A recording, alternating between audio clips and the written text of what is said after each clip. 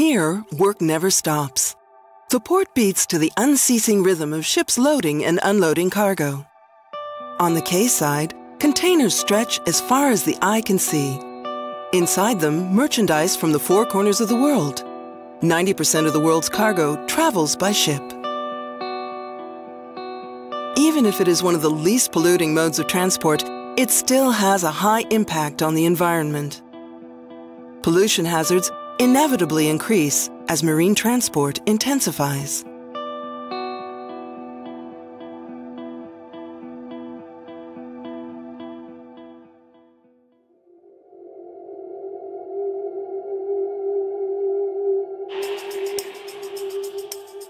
Two-thirds of the oil polluting the sea comes from industry and urban activities. The other third comes from sea transport due to accidents and oil dumping from ships. The Amoco Cadiz, the Torrey Canyon, Arica, Prestige. Do these names mean anything to you? They are sadly infamous, some of the worst oil slicks in history. These accidental releases of oil into the sea are spectacular. Their ecological, economic, and health effects are considerable. But, unfortunately, the practically exclusive coverage by the media of oil slicks too often makes us forget they are only a fraction of the oil pollution that's occurring. Most oil pollution comes from illegal oil dumping from ships. Here's the explanation. Whether for fishing, cargo transport, or passenger transport, ships burn oil and fuel. As time goes on, residues build up. These are stored in tanks. Normally, ships have to get rid of them at special facilities designed to do this in port.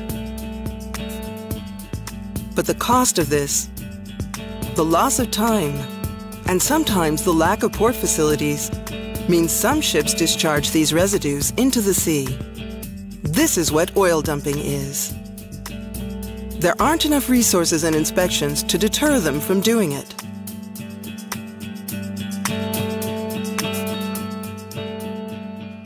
La stabilité d'un navire est assurée en partie par les ballasts. Ce sont des réservoirs que l'on remplit plus ou moins d'eau de mer, de manière à alourdir ou alléger un navire.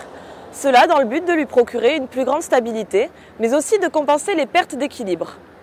Le déballastage, c'est tout simplement l'opération qui consiste à vider ces réservoirs.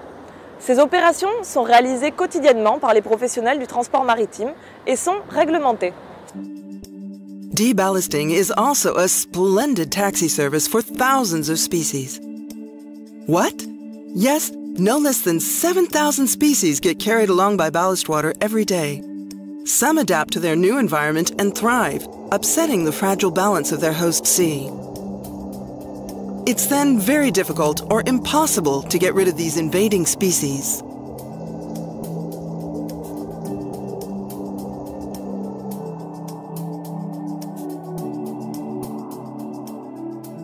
To this, we can add other pollution, accidental loss of containers, CO2 emissions from the stacks of ships,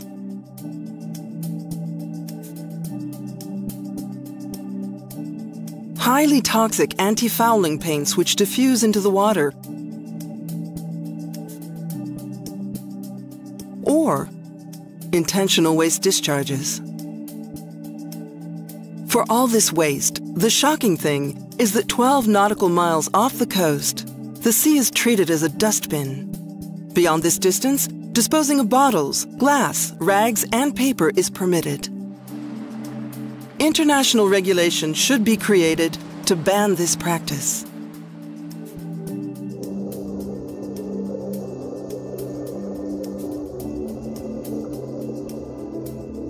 Even at the end of its life, a ship can still pollute. Some end up at the bottom of the sea, while others have to be dismantled, often in countries where working practices and environmental standards are far from good enough. Asbestos, lead, hydrocarbons, and paint then get into the environment.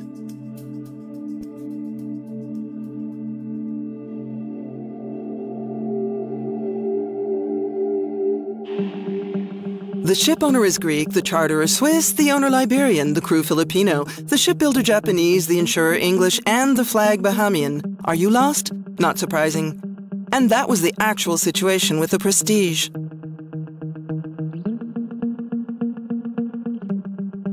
To try and put the house in order, the International Maritime Organization, or IMO, was set up. This is the agency in charge of regulating maritime activity.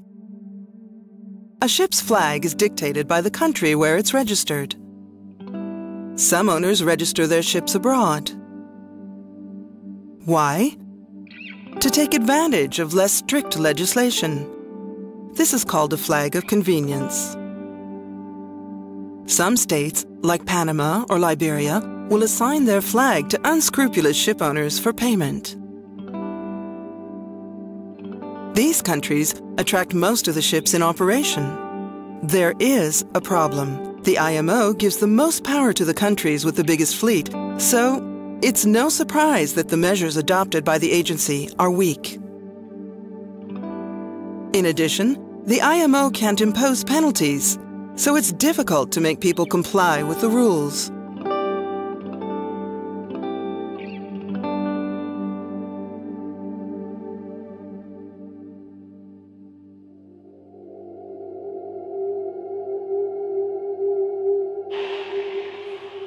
This means reducing pollution from maritime transport is an arduous task. Among other things, this can be done by improving ship safety, harmonizing legislation at an international level, and giving more power and authority to the IMO. Even so, there are deterrent measures. An aerial patrol takes off. Its job? To overfly a maritime zone and try and identify suspicious slicks. Look, there's one. The patrol takes pictures to prove a ship did it, caught in the act. Unfortunately, most slicks are orphans, and it's impossible to connect them to a ship.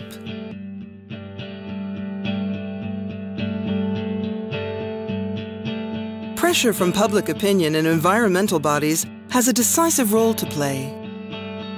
Surfrider Foundation Europe participates in legal battles and acts as a civil plaintiff in prosecutions for intentional pollution. It's important that polluters be systematically prosecuted and penalized. Principle must be applied and fines increased so they are a real deterrent. The polluter must pay. The outlook may seem black, but we have to keep in mind that maritime activity is the future of sustainable transport and that sailors are also, above all, people who love the sea.